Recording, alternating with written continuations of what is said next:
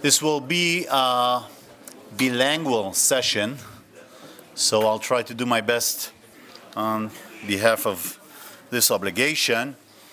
First of all, thank you very much for everyone, all of the participants, all of the guests, ladies' acts, family, friends and teachers, students. Dr. Ignaz Semmelweis was a Jewish Hungarian physician in the mid-19th century. He revealed, and in fact I think he is one of the few individuals that billions of people owe their lives to, he revealed the importance of antisepsis in hospitals. And he did so by reviewing the fact that children that were infants that were born using the help of midwives suffered a much lower rate of death in birth, and their mothers as well, in the days and weeks to follow the birth. However, when the infants were, when the birth process was held by physicians and nurses, children, infants, and mothers died much more. Eventually, what he saw, and by the way, he was fired for trying to act accordingly, he revealed the importance of washing one's hands after studying corpses. He was a hero, an important hero. And he understood that midwives may also be heroes. In Rabbi Zach's drasha on Parashat Shmot, the previous parasha, he dealt with leadership by spiritual leaders that are women. He concludes, Yocheved, Miriam, Shifra, Puah, Tzipora, and Batya were leaders not because of any official position they held. In the case of Batya, she was daughter of a king. They were leaders because they had courage and conscience. They refused to be intimidated by power or defeated by circumstances. They were the real heroes of the Exodus. Their courage is still a source of inspiration today. I think that having a panel that exemplifies the leadership and power of lamdanut by women that follow the footsteps, spiritual footsteps and guidance of prominent figures such as Rabbi Sachs is a very inspiring way to honor his memory and to learn from his teachings. Professor Wagner had to cancel in the last minute, so he requests all of you to understand this, but we do have very distinguished figures here today. We have Professor Zehavit Gross and Yafit Kleimer. She is a PhD student. And I would like to invite Professor Zehavit Gross to give her paper. Professor Zehavit Gross is Dean of Education Faculty here at Bar-Ilan University. She is also the chairholder of the UNESCO Chair for Values, Education, Tolerance, and Peace in the Faculty of Education here at Bar-Ilan University. A very distinguished scholar, and you will all hear in a moment her very insightful ideas. So, Professor Gross, please. Thank you very much. לא שומעים? עכשיו? You will hear me, don't worry.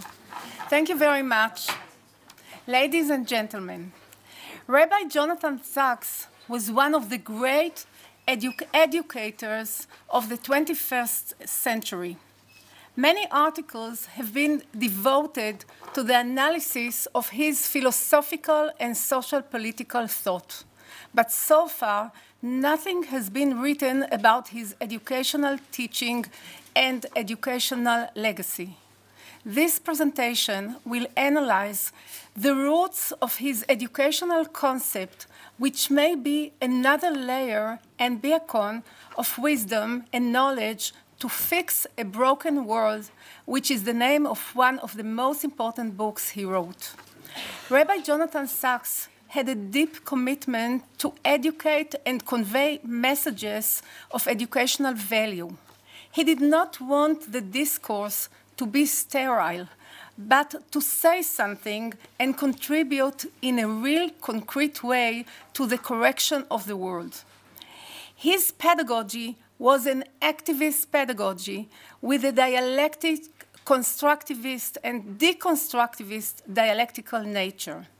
Its central content was doing justice, inclusion, equality, correcting morals, and human brotherhood. His sermons were a call to open a window to a wide world that is beyond the box and the banal categories of thinking. His basic approach was that of a universalist, transnationalist, and multidimensional character. I will demonstrate the analysis of Rabbi Sacks' educational Mishnah and pedagogy through a case study of his analysis of Parashat Va'era in Sefer Shmot, because this is the parasha we shall read on Shabbat, and I will dedicate the words of the Torah to the uplifting of his soul. The method of analysis of the text will be done through a thematic analysis according to Spradley. According to this approach, first we will look for words in the text that we will organize into categories. We will seek to create connections between the categories, and we will build a theoretical model that will allow a broad view of the units of the analysis. Rabbi Sacks devotes significant emphasis to the question of liberty and freedom, which is, in his eyes, was one of the educational cornerstones for building a better and more complete person and world.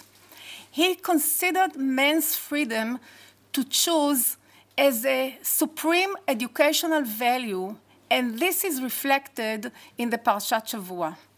When discussing Va'era in the chapter he calls free will, Rabbi Sacks tries to understand whether God made Paro's heart heavy or whether it was Paro who did it for his own free will. He writes the following: the question is ancient. If God hardened Paro's heart, then it was God who caused Paro to refuse to send the people of Israel, not Paro himself. If so, where is the justice?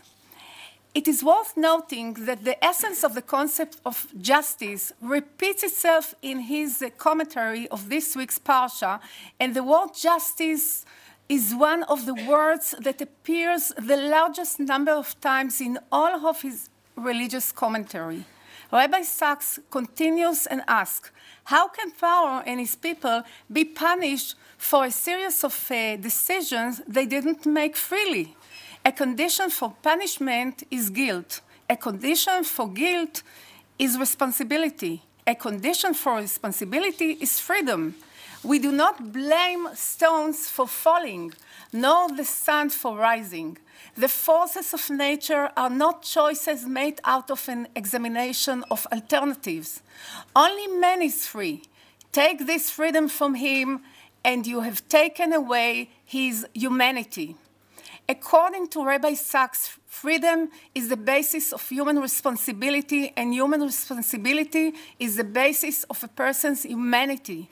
He argues that Pharaoh lost his freedom because he was addicted to his ego and the value agenda he built for himself. He explains, and I quote, "This is what the Torah means when it says that God hardened Pharaoh's heart.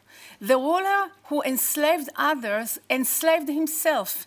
He became a prisoner of the values he cultivated. Freedom is in its deepest sense the freedom to do what is good and right, is not given but by itself. We acquire it or lose it gradually. In the end, tyrants bring their own destruction upon themselves, while those with the strength of will, courage, and willingness to go against the current gain a glorious freedom. This is Judaism, an invitation to freedom, and the path of this is through opposing idol worship and the song of the sirens of the times. Rabbi Jonathan Sacks demanded independent critical thinking, and he placed it within a broad universal philosophical corpus of non-Jewish philosophers, psychologists, and researchers, as we will see below in the analysis of the character of power.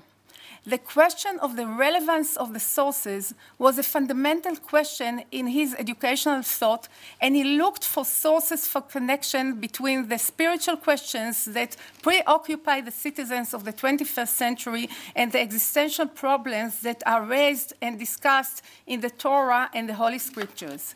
His return to the sacred sources was in a critical, analytical manner, daring to ask difficult questions. His sermons created a new educational language and discourse, and through them a new social cultural environment was shaped that sees the sacred sources as a source of moral, social, and emotional learning. For example, in Parashat Va'era, Rabbi Sacks puts forward an original argument in his attempt to explain the dangers inherent in the loss of a person's freedom to choose. He sees a personal psychological threat to a person's mental well-being, a social threat, as he pointed out. The moral threat is the most tragic of all. Sometimes we forget or even don't know that just like the Israelites, the Egyptians themselves also experienced slavery. He describes the enslavement of the Egyptians to build the pyramids, leading to the death of many Egyptian slaves. His description is poetic. When life becomes cheap and people are seen as a means instead of an end, when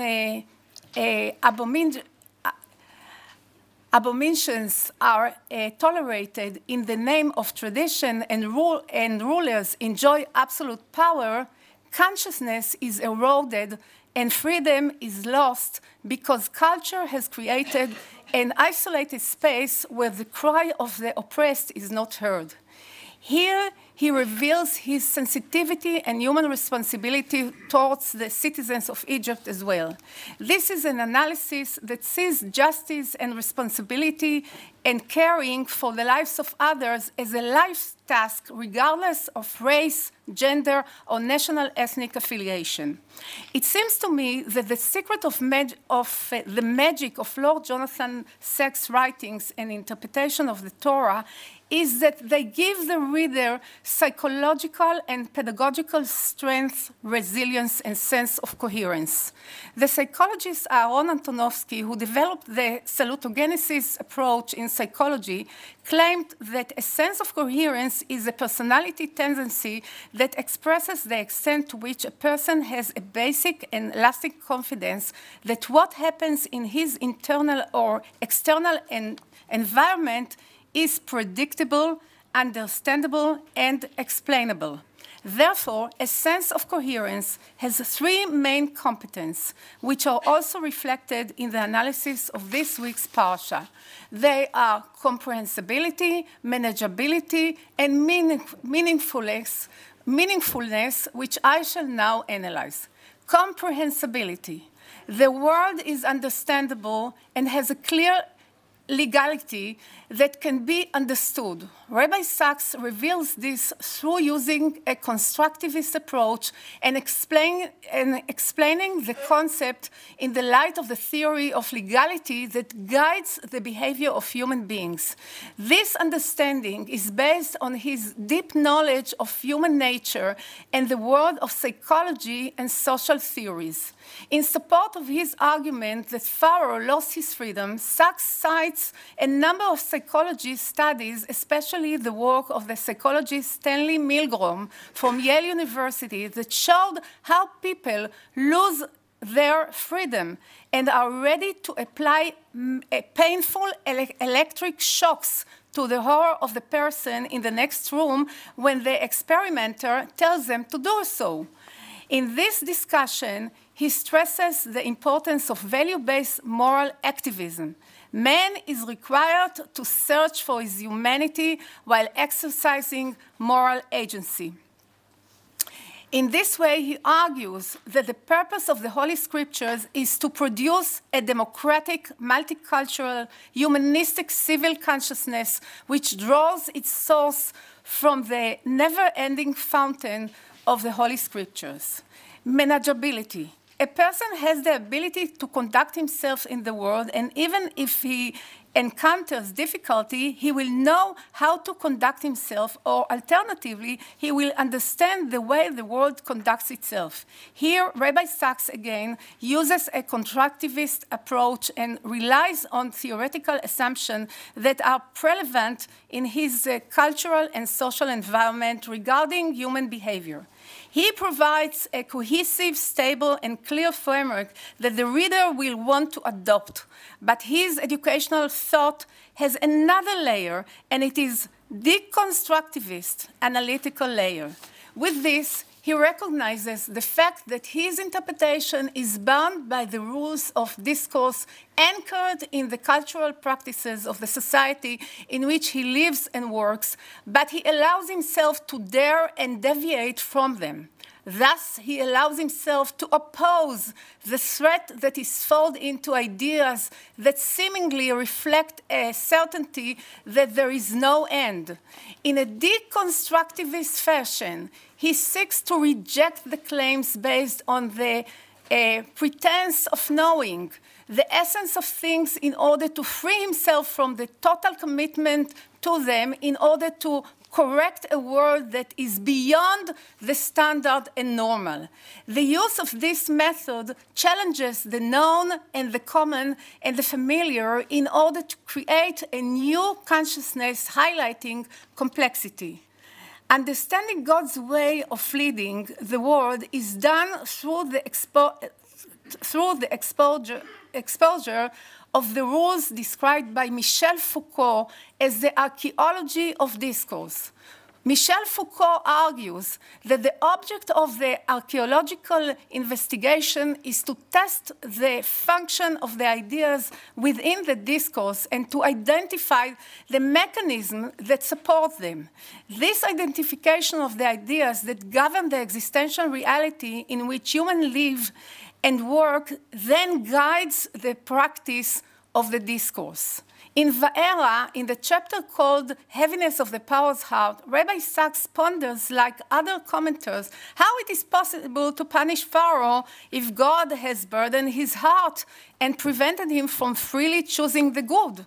Through his expertise in ancient Egyptian literature, he offers an original and innovative interpretation of the matter of the heavy heart, explaining this from the angle of the Egyptian ethos and ethics. The Egyptians and the pharaohs had a special attitude towards death, and they sanctified death rituals, as Rabbi Sachs explained. And I quote, "A certain aspect of the Egyptian death culture will illuminate the matter of the hardness of the heart in a new light. According to the Egyptian myth, every person is a candidate after his death for a test that checks if he is worthy to enjoy the afterlife in the field of reeds, which is also a kind of eternal paradise of pleasure for the souls. The soul, they believed, is in the heart, and therefore the gods weigh the heart. It is the only organ they keep for testing. A feather is placed on one of the scales, and the second is the heart. If the heart is light as a feather, the dead person continues to fly. Rabbi Sachs goes on to describe the procedure of weighing the heart that the dead person goes through after his death, and he goes on to write, and I quote, "The verb to weigh down had a literal meaning in the Egyptian culture. If God made Pharaoh's heart heavy, it means that the heart is lighter than a feather." Rabbi Sachs explains that the Jewish religion is a particular religion that offers universal moral messages. And I quote, "If the story of Pharaoh's heavy heart indeed alludes to the Egyptian Book of the Dead, then the entire story of Egypt is not just an internal Israeli story. It tells people that there are actions that are wrong, no matter who the doer is and who that the act is directed against him. They are also invalid according to Egyptian standards. Such is Pharaoh's decision to kill every newborn son of the Israelites." Thus, Rabbi Sachs argues that Pharaoh's decision to burden his heart is a political matter more than a psychological issue. Significance. The world is significant for man as an integral part of his existential existence. He searches for meaning and acts in accordance with the meaning he attributes to the world in relation to his understanding of the problem and to the way God's leadership. Now, following a dialectical, and Socratic tradition, Rabbi Sachs argues that the meaning is created by directed exposure to the ideas contained in the text, and this helps him to embody himself and his inner self. Rabbi Sachs also uses the method of social criticism to produce significance. He does not mean critical thinking whose purpose is primarily analytical, but rather examining the social implication arising from the analysis of the words of the Torah. This is not intended to be an academic analytical analysis, but to conceptualize programmatic proposals that require action and agency, namely the translation of ideas and values into program of social conduct. Rabbi Sachs focused on the civil obligations of the individual to the whole and the country in which he lives, and the social responsibility implied by the words of the Torah. Rabbi Sachs rejects the theory. Rabbi Sachs, in order to understand, to explain, drawing on his extensive knowledge of theoretical literature, he notes that in modern times there are many thinkers who challenge the belief in the freedom of choice. Marx said that history is created in the play between economic forces. Freud claimed that we act on unconscious impulses. The neo-Darwinists say that even if we find a rational justification for what we do, we actually act the way we do because people who acted that way in the past survived and passed their genes on, etc., etc. Rabbi Sachs rejects the theories of these atheists and claims that our contemporaries tend to miss what the ancient sages understood, that if we do not have free will, our entire humanity crumbles into dust. In conclusion, the educational message of Rabbi Sachs is the call to address the political dimension of the scriptures and to create a responsible person who is involved in the reality in which he lives. This approach is consistent with the view of most postmodern educationalists such as Peter McLaren and Paulo Freire, who claim that political education is true education, while neutral education is immoral. Neutral education is immoral. As we have seen, the main goal of the analysis of the text of the Torah of the week is to expose the binding moral dimension of the text. This is the essence of Rabbi Sachs' educational legacy. The main educational goal of the weekly Parsha lesson is to teach people to behave differently. The text of Rabbi Sachs is transformative, inspiring, and aims to bring about a change in the lives of the listeners and readers, and in the lives of society and the cultural ecology in which he lives. In this way, he creates significance and shapes through it a new consciousness that is of a binding nature for the correction of the world. The main goal in studying the text is not what can be learned about the scripture, but what the scripture seeks to create and change. That is, reading the interpretation of the text will lead to a perceptual change that will lead to a change in normative practices and their effect on the moral conduct of the person and society. The analysis of the text is a call for a paradigmatic change from the descriptive conceptual dimension to the social, moral, and normative practical dimension. Rabbi Sachs not only describes reality or explains it or expresses an opinion about it, but his interpretive text is a call for a redesign or reimagining of the social and cultural reality and the world. His interpretation of the Torah is an invitation to intervene in what is going on around us, a challenge to oppose social injustices, and an obligation to accept moral responsibility for social reality, and a war against human indifference and evil with the aim of correcting the world in the kingdom of God. Tikkun Olam B'Malchut Shaddai. Thank you very much.